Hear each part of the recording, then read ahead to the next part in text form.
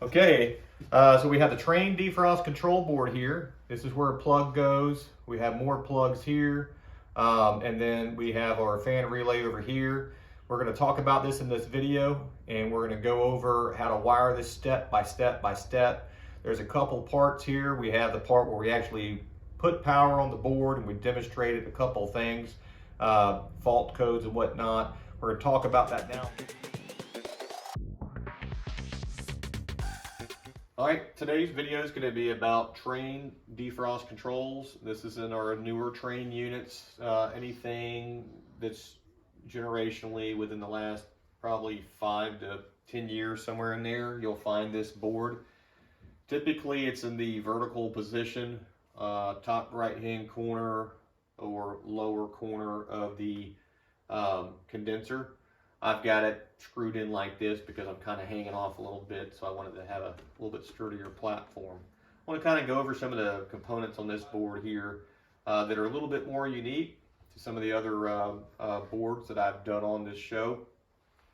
Basically, we have low pressure switches and high pressure switches that are involved with this. Kind of like Goodman, where they're using 24 volts at all times to go through one switch, and then they're using the Y call to go through another switch, so very similar to that.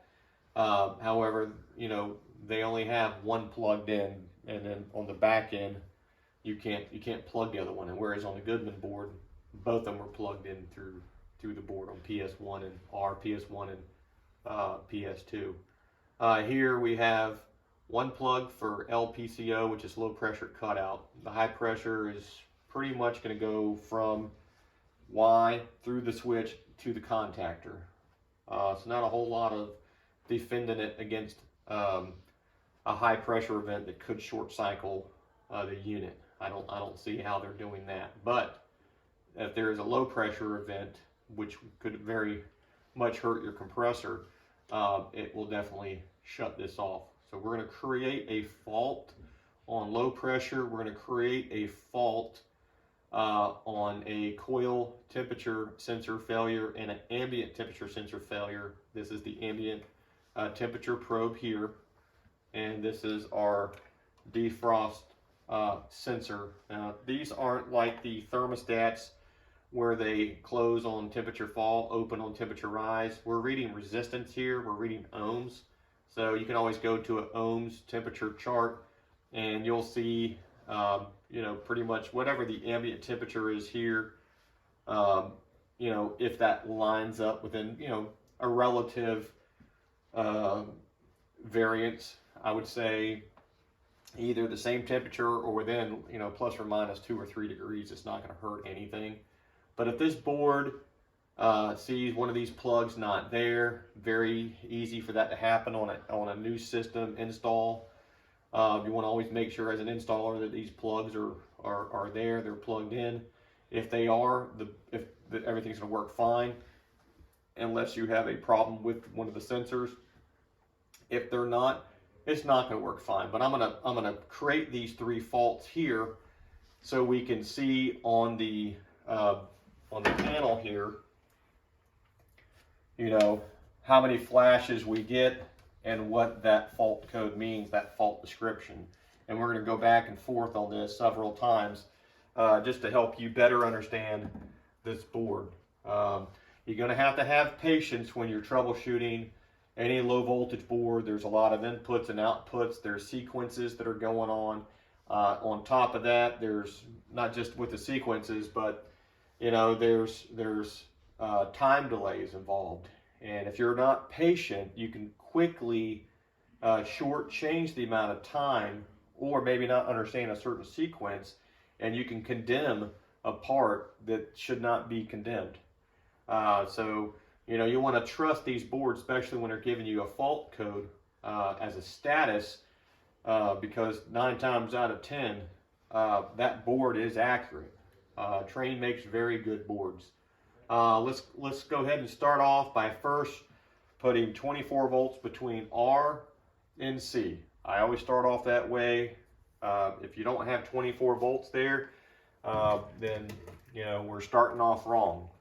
Some people think you should start off with a Y call or an O call. That's not the case. If you've seen some of the other videos, we actually have a live 240 volts here up between L1 and L2. The end game is to get our light to come on. That just helps us identify that there's power the moment we can energize a contactor or any other relay. The T1, T2 has to receive the voltage just down here for that to happen. Light bulb's not a fancy light bulb, it's just 120 volts. We've got a bunch of transformers and contactors inside this box that once we start sending power out, then, you know, for example, I have 24 volts here. If this 24 volts can make it over to a relay, then the relay can energize.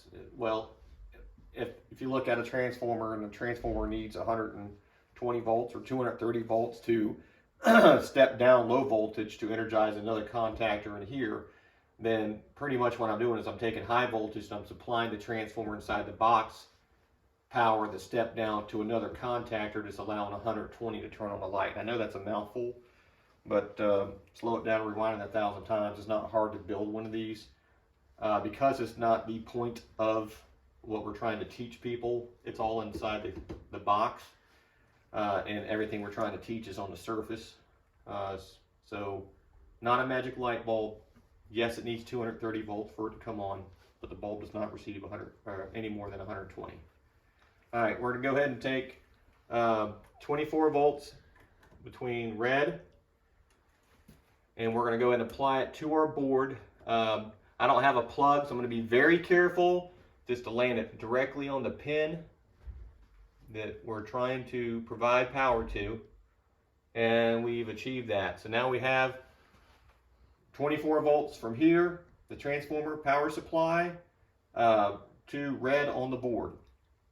Now we're going to have to provide a path back to the transformer, and the moment we do that, we should start seeing a status light. Now on this board there's two B terminals. Either one of these B terminals is going to represent common. I'm going to take the one that's going to leave my other B terminal more available, because I will need that to energize a relay. I'm going to take that, I'm just going to come up here to common.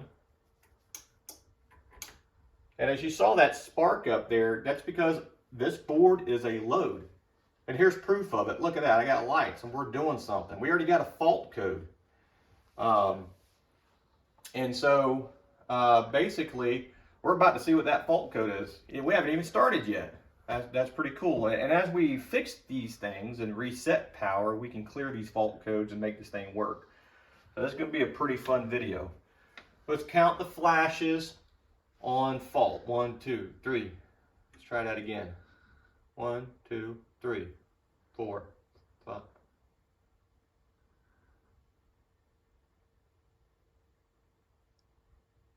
So we got 3. Looks like I got 3 and 5.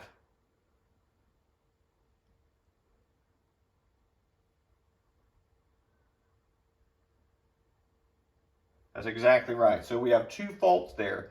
The first fault is 3 flashes, and then it pauses for a second, then it flashes in the red 5 times.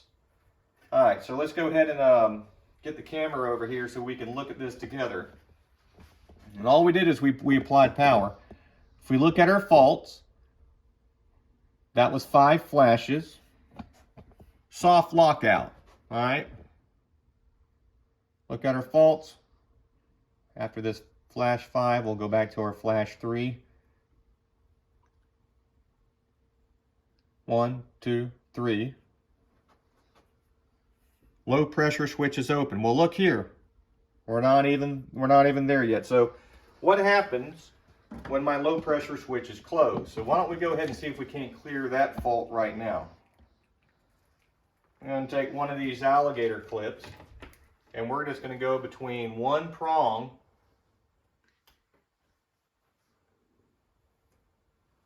to the other prong.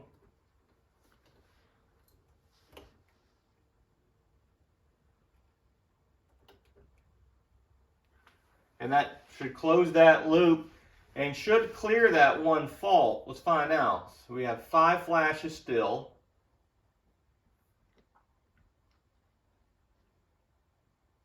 And guess what? There's only 5 flashes. There is no more 3 flashes. So we're only going to get 5 flashes now. So we're just in a soft lockout. Well, soft lockout and their other one is a hard lockout. Well, soft lockout it's just a time delay. It will clear itself out naturally and that will go away. However, if it's a hard lockout, you'll have to reset power. So that's not a big deal. How do you reset power? Well, pull 24 volts off of here, or you can turn the breaker off to your air handler, which will kill power to your transformer, and that will also kill power to red going out to the board. Anything you do to lose 24 volts primary on the board is a power reset. So, let's see what else. I want that fault to go away before we put a bunch of wires on here and create a bunch more. Another way of doing it is I can go ahead and just disrupt power for a little bit. You'll see everything will just kind of go dead. All right, we're going to go ahead and power it back up.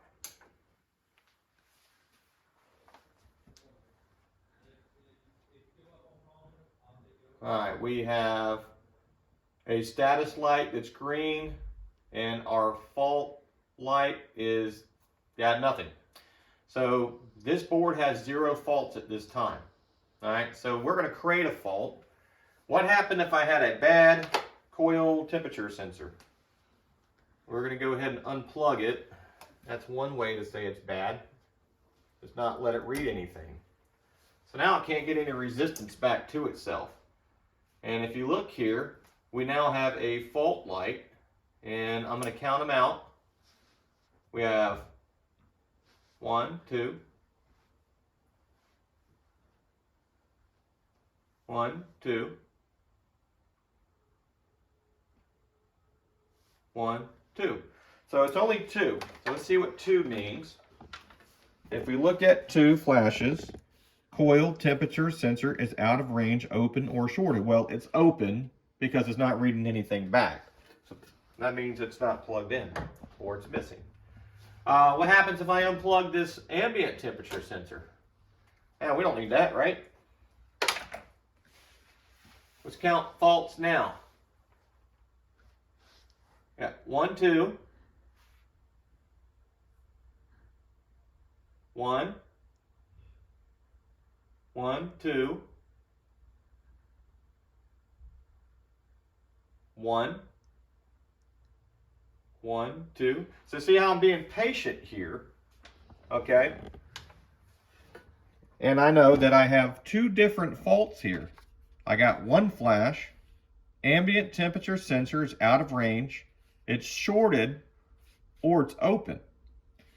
And then I'm getting 2 flashes, coil temperature sensor is out of range, open, or shorted. Well, they're not plugged in. So yeah, they're open. It's not reading anything back to it. Now remember, it's not an open-close type of switch here. It's got to be able to read resistance back to it. So we created 2 faults here. Now what happens if my low pressure switch is now open because it's not closed back to it? What happens now? How many faults will I have? I should have 3 faults.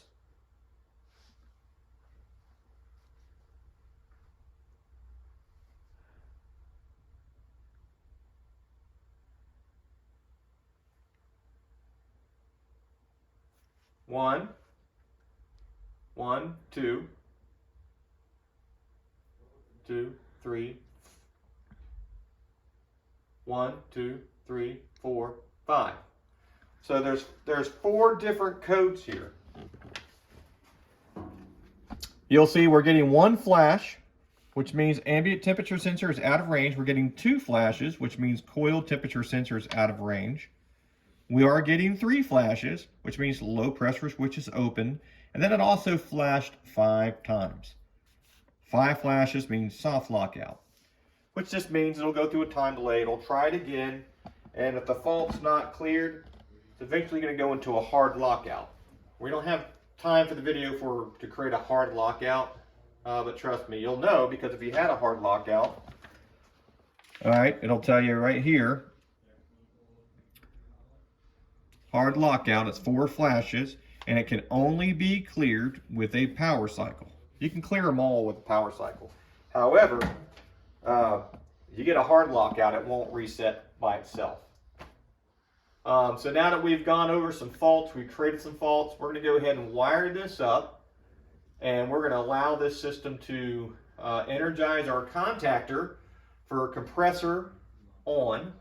We're also going to test defrost on this so we can see the 3 things in sequence that it needs to do: heat strips, reversing valve, and drop out the condenser fan motor. We're going to test voltage and all that so you can see that. So stay tuned. We're going to go ahead and plug in our low pressure. Some of these faults may start to clear.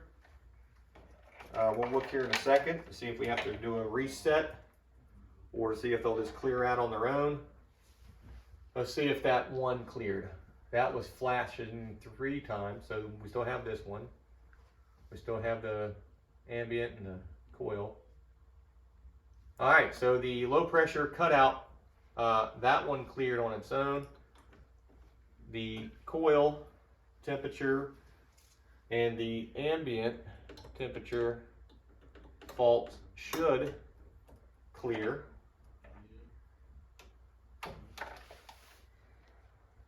And it looks like the only fault we have right now is 5 flashes, which just means soft lockout. There we go. So it looks like we're pretty good there. So I'm going to go ahead and just wire this board up and get this contactor to come on. And while we're doing that, that soft lockout should clear itself. If not, we'll go ahead and just reset power on it. All right, we want to do Y. We're not going to do Y2. We're going to say we have just a single stage. So we're going to take Y.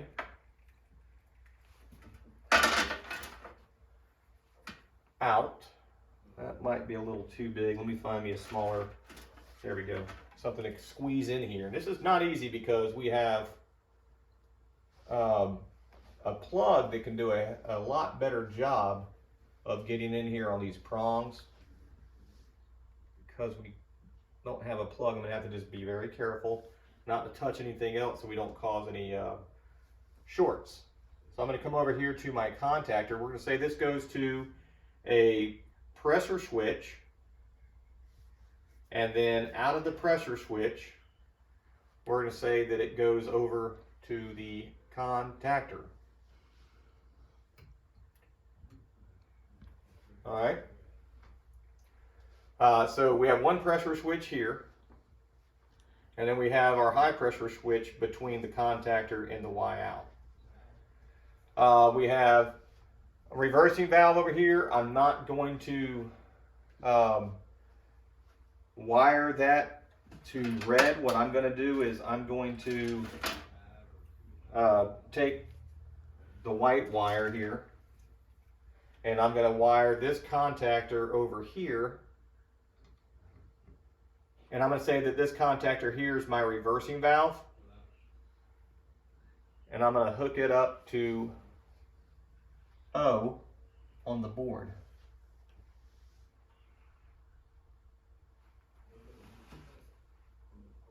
Okay.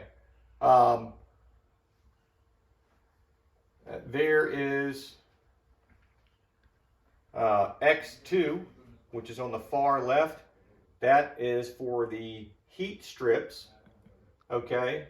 And that relay, tell you what, I'm actually going to wire it over here to this contactor just so we can see that energized. Just because if I wire it up to this 9340 relay, you're not going to really see any action. You're not going to really hear a whole lot of noise. It's a little quieter. So we're going to use white again. And I'm going to say this white is for X2.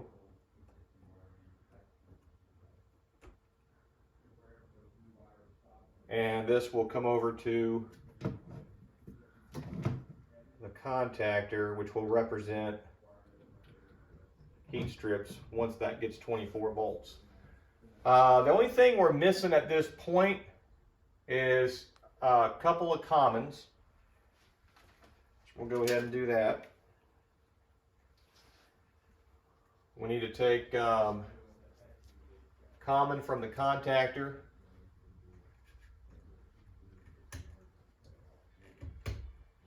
And we'll come over here to the far right hand side B terminal on the plug. And like I said, I got to be very careful here. It's hard to talk, you know, especially when we're involved in talking and trying to plug stuff in that you can barely see and get to. So just bear with me.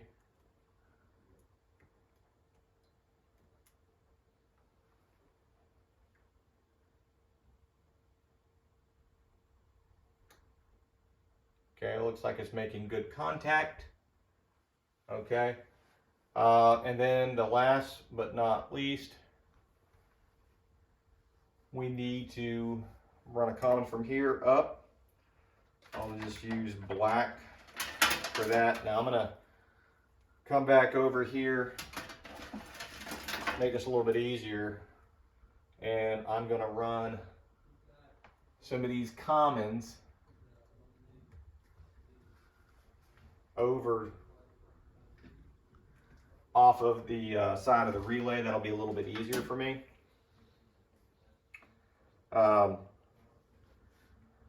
Let's see here, and I'll come over here, see if that reaches. Yeah, that's reaching. And I'll come up here, and then we'll make our final common back up here. Okay, I don't have a Y call yet. And I don't have an O call, even though I have O hooked up to this contactor, Y is hooked to this contactor, and W out, the X2 is hooked to this contactor. And I'm doing that because I'm kind of setting up so I can just kind of go through the flow of defrost after we get the contactor to come in. Now also, if you look at our faults, we're still getting 5 flashes, if you can see that. So that means we're still in a soft lockout. It's not a big deal. I'm going to clear that in a little bit. I'm going to first, before I do that though, I'm going to go ahead and energize Y.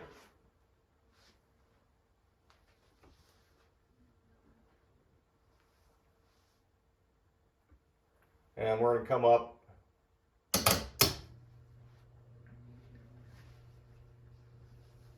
and let's go ahead and just take out, that was our reversing valve, by the way. We're going to go ahead and take out those faults. We're going to go ahead and do a little bit of a reset. And providing all that's good to go, let's just look for a fault. No faults, we're cleared. Status is good to go. Reversing valves energized only because we're this system thinks that there's no call for reversing valve, so it's assuming that we're need to go through a defrost. That's not the case, but we're going to go ahead and hook up the bottom side of the contactor so our light can come on.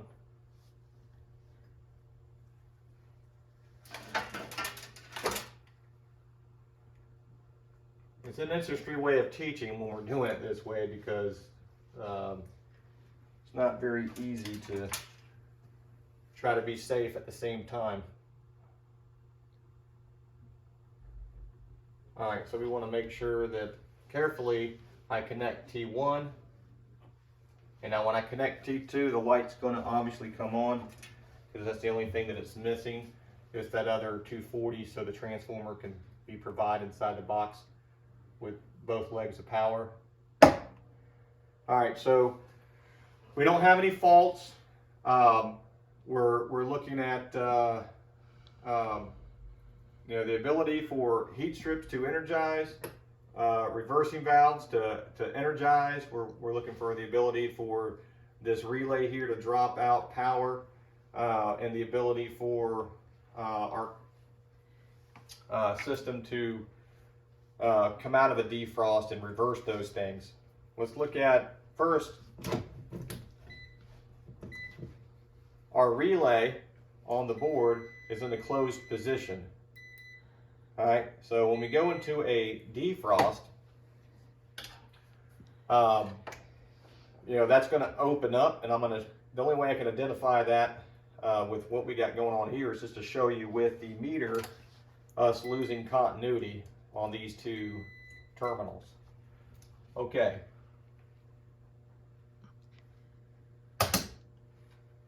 Make sure these two are not touching. I have my Y and my O touching here.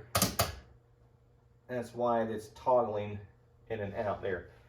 So now our reversing valve here, this is our compressor contactor, this is our heat strips. All right, so let's go ahead and go into a forced defrost.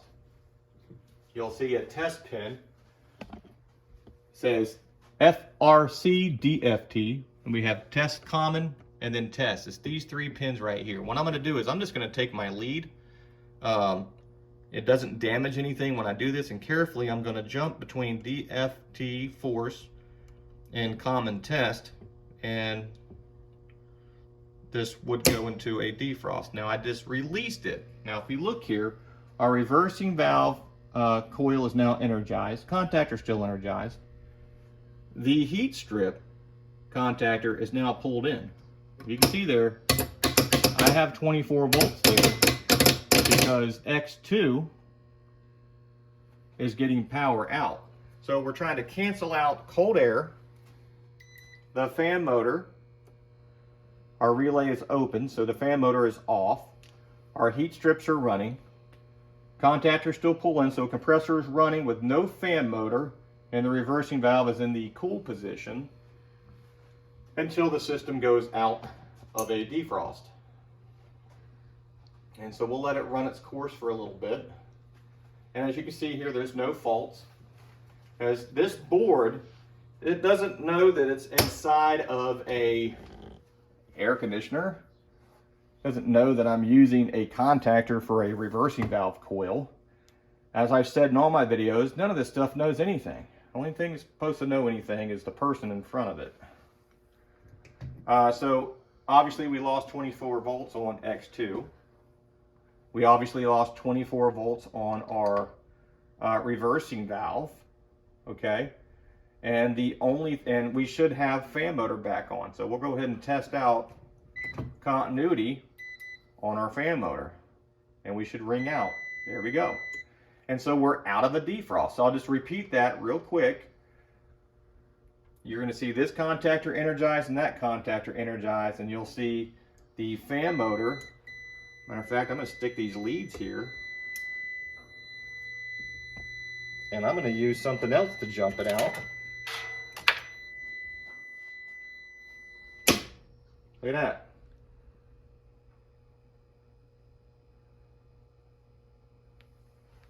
Contactor is energized, and my ringing stopped because my relay opened up. And I just used an alligator clip to jump between force DFT and test common. Now, let it run its course. Make sure all this is happening. So maybe you can't test your heat strips because you're outside, but what you can do is you can measure 24 volts between common and the X2, okay, field voltage, and if you're getting, make sure you're not getting that back feeding voltage from your thermostat. That's right, came out of defrost. Heat strips will come out here soon. The motor opened up, so the motor is running right now. The reversing valve switched over, and the heat strip shut off. And if you notice, it released power on O, and it released power on W2 at the same time. All right, so we're gonna take the rest of this lesson over to the smart board, and before we do that, let's go ahead and have some fun. Let's go ahead and create a fault. Let's just say the coil temperature sensor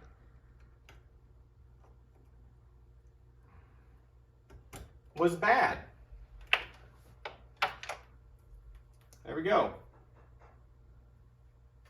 If you look here, I have two faults, And now it's bad, and I'm going to sit here and let's see what happens if I wanted to test defrost. By the way, let's go ahead and be on standby to test voltage too. So we actually have a fault. It's still allowing the system to run in heat. You have a coil temperature sensor failure because it's not plugged in. And we're going to go ahead and just see what happens when we close the terminal. Now, if you notice, it still engaged the heat strips. It still engaged the valve. And guess what?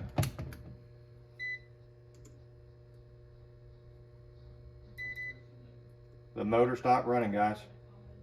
Motor stopped running. So, and it's still telling me, even though it was able to initiate a forced defrost, it was telling me that, you know what, you got a bad sensor.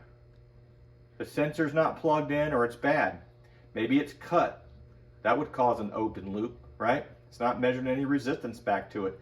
And so, but do not replace the board, because there's nothing wrong with the board. The board still was able to do its 3 item job: heat strips, reversing valve, and fan motor, right? Our fan motor sounded like it just clicked.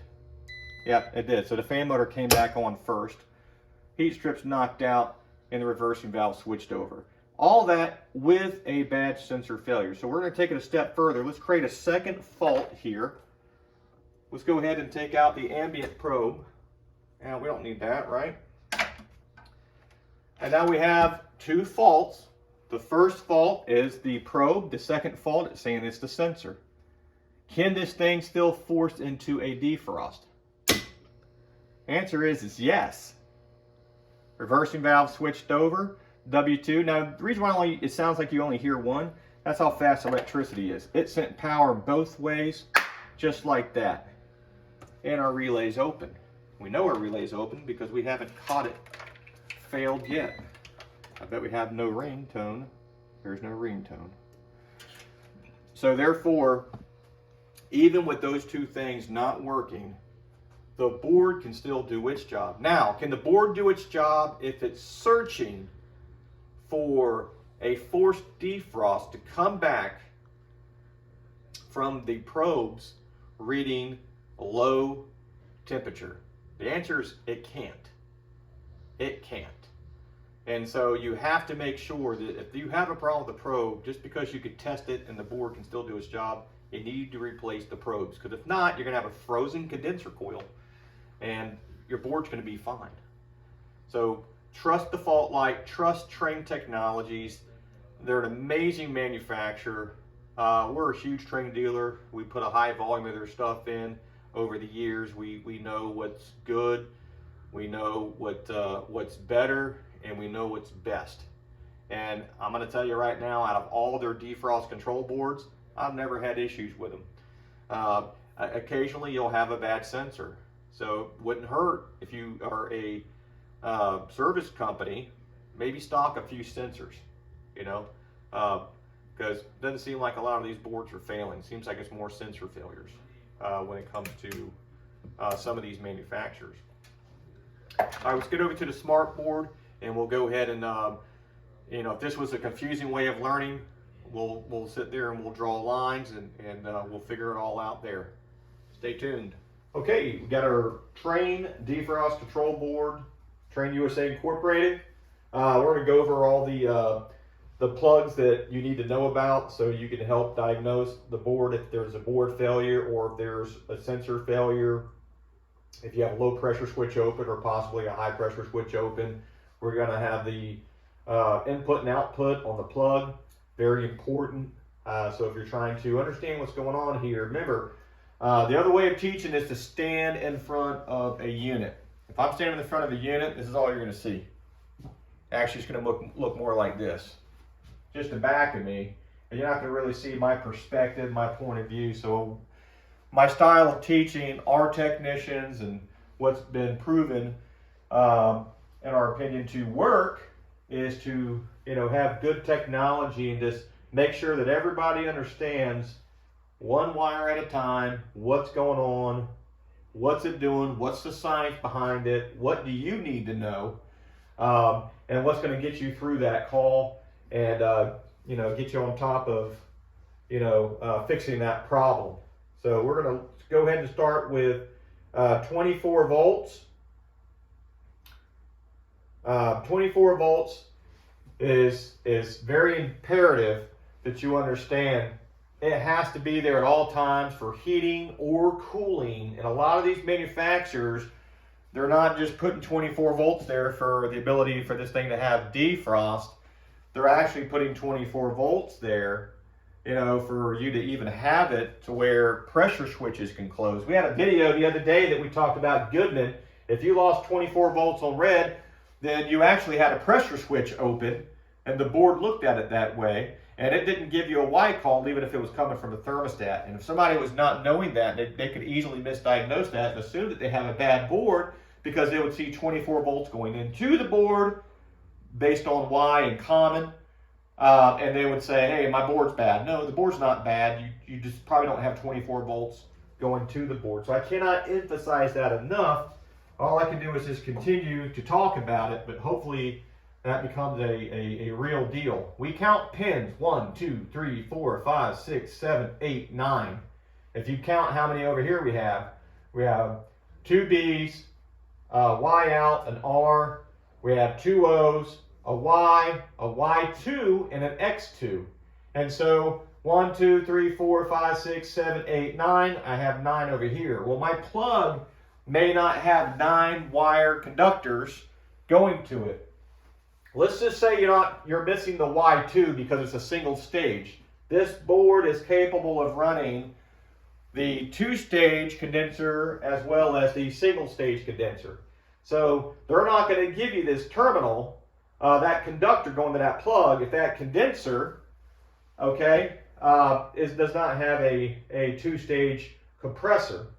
So if you have this particular board for a 2-stage, for example, or 1-stage, and your unit is slightly different, that's the only one conductor that's different, and it should not hold you up from putting the same board back in there. So that's very important, that's the only difference between one board and the next. And all you got to do is just not hook up that one conductor. If you're going from one to the other. Let's look at the 24 volts we were talking about. So this is kind of on an angle, so I might do a lot of counting here just to make sure that I'm referencing the same point. B to B, B to B, Y to out, Y out, R is here. So this wire coming here is actually going to be an input, which is 24 volts alternating current from the transformer over to the board. Okay, so there's R, and then we have common that will leave the unit, and it will come back to the transformer. That is the path. That is your output, and we're just going to put common here. And so without these two, as you saw as we went over there on our board, nothing happened the moment we lost power, even if we had a Y call. I have, out of the 9 pins, I was only going to use 8 because I'm just demonstrating Y1, not Y1 and Y2. And so if you look at 8, I've already got 2 wires done. So there's only 6 more of these wires that we have to discuss. Next, we want to look at the Y. Oh, so that's not Y low, that's Y out. So Y out is going to go through a pressure switch. So we're going to go ahead and wire that. We're going to say Y.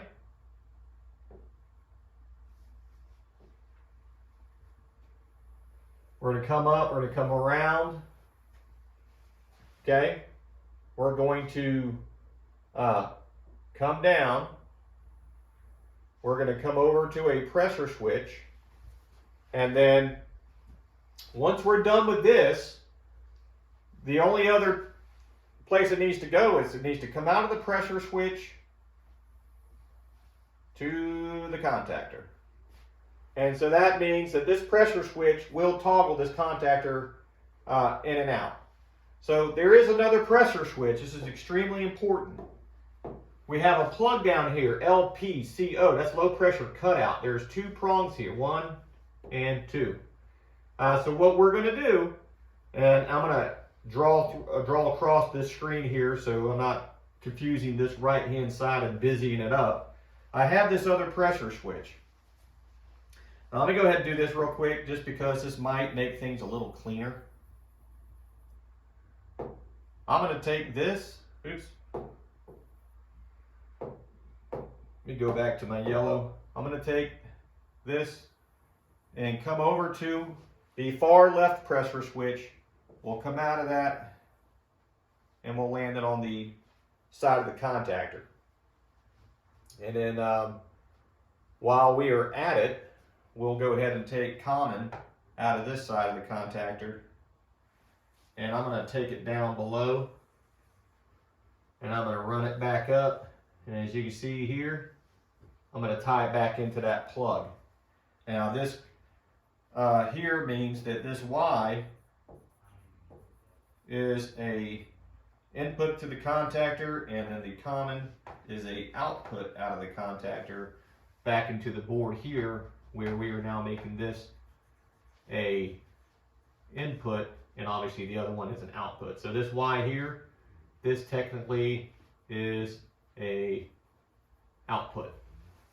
So far we have input, output, output, input. We have the bottom part of our plug done. We got to complete the low pressure side now. If you notice, Y is complete, but this contactor won't pull in if I have a fault on low pressure. So all they've done here is they've taken this plug, and if you look at it, it comes over and it comes into one side of the pressure switch, it comes out of the pressure switch back over here, and that completes that plug. So basically one of these is going to be a output, and then the other one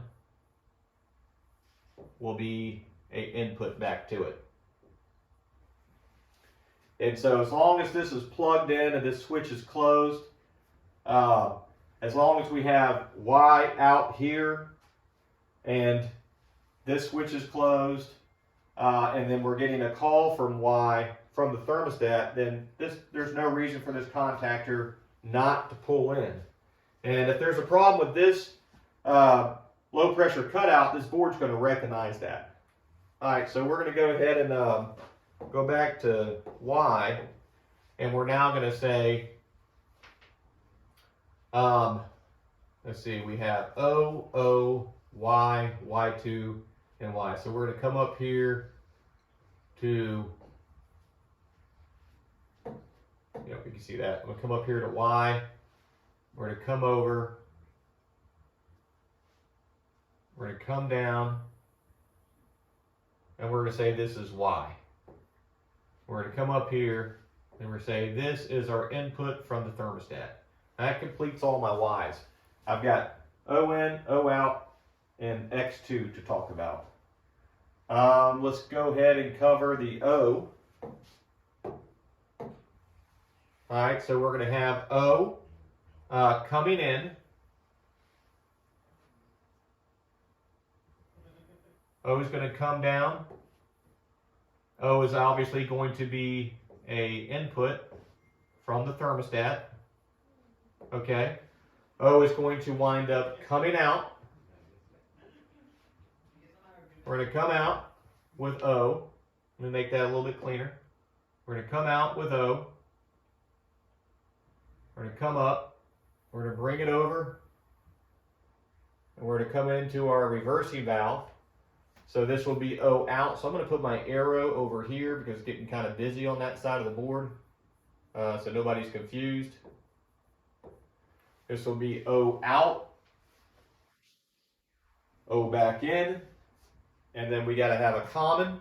Now here's how I'm going to do my commons. As you can see, the commons are tied up, and how Trane did their common is they actually took it out of the reversing valve, they came down and they tied it into the contactor. So if this is in, then obviously this is out. If this is out, this is in. This would be the path. Okay. The only thing we have left is the heat strip and the defrost sensor. And then we'll talk about the ambient temperature sensor. Now these are using probes, and I do not have a picture of a probe up here, so I don't want to confuse you and use this sensor because this sensor is a thermostat, and the difference between a sensor and a thermostat, and I'm sorry if I confuse anybody, is a sensor is reading temperature, right, by ohms, resistance, and the board still has to have a closed loop there for it to read something, so it knows if it's open or if it's closed, but it also knows what that resistance is coming back to it. The way a thermostat works is a defrost thermostat, which we call them defrost sensors as a nickname. Those defrost thermostats are actually a switch that will actually close or open based on rise or fall. And so that's the one that I have up here, so therefore we are not going to use that, and we're just going to draw a little probe down here to help illustrate that. Before we get into that, I want to go ahead and go over this X2. And so we have our heat strips over here. I'm going to use black, and I think black, it's a good color for Trane. That kind of goes with their scheme of colors. And that's going to be coming out, it's going to come over, and I know I'm drawing past the heat strip, but so I can write that this is W, right? For some of you confused, because it's a two-stage, this is W2, although tricky part of this is even though this is the second stage of heat, if this flips into defrost and is in cool mode, then this is the only stage of heat to cancel that out. So theoretically it is just W. This would be W1 from the board, even though your thermostat shows W2. But it's confusing for everybody, so I'm just going to write down W2, black, black, there you go. You can go black to white. Some people use purple, purple's available, whatever's on your 18.8. 18 gauge, 8 conductor, low voltage wire. The fan motor has to be wired up to the fan relay. Obviously, one of these is power in.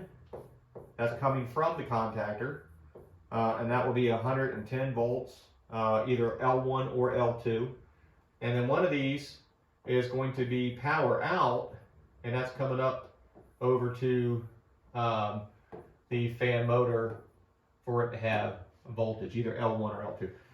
If this is L1, this is L1. All right. If this one happens to be L2, well, that one's going to have to be L2 also. Let's see. We just got a couple of probes. I'm going to try to do these with the color schemes. Trane's ambient temperature sensor. That plug is a probe that is black. It's underneath the corner panel, and those wires that are going to it, do not pinch them, do not fold them, do not cut them. There's no bypassing. There is nothing to make up this without you having resistance being measured that's not being altered. They didn't want this in direct sunlight either. So this is supposed to be in the bottom right hand corner, under that corner panel, tucked out of the way. They put it in a very good spot. So there's the ambient temperature probe, and then you have the coil temperature, which is yellow. That's pretty long. It's actually going over to where the one of the tubes on the condenser coil, and it has a little spot for you to slide it in there so it can read, a very good temperature range there. And then those wires, I'm just going to bring it up here just to kind of help illustrate.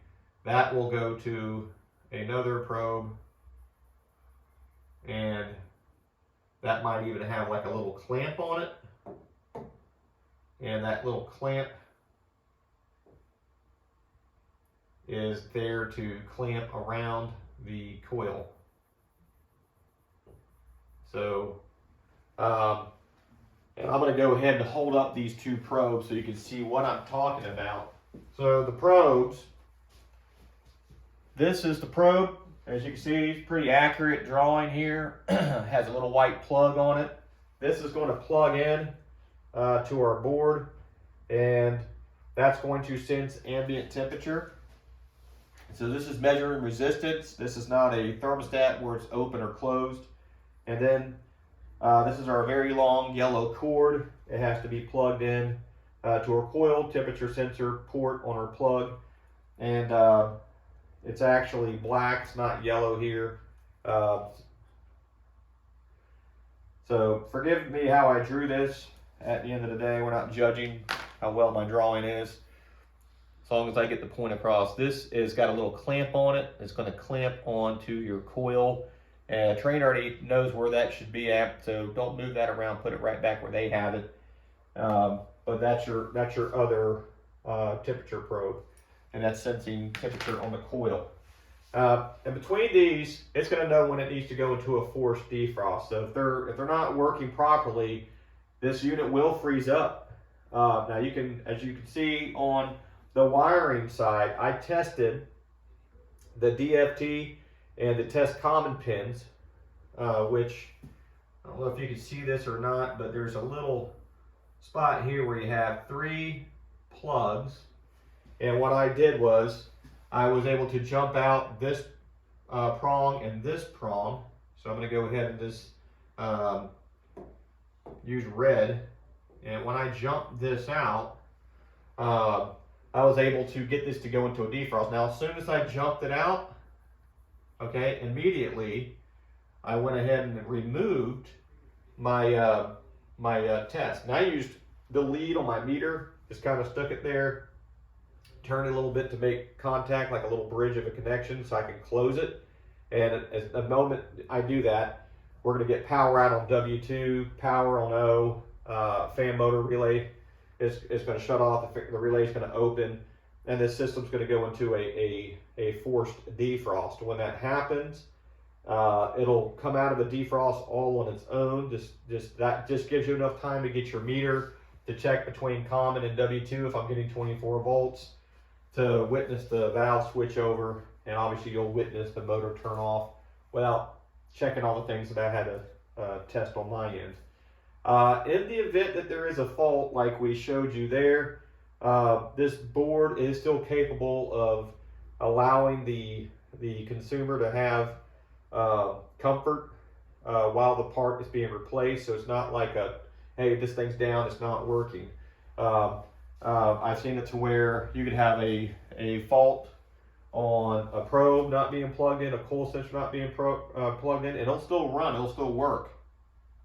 However, low pressure cutout, something more serious like that, it's not going to want to run.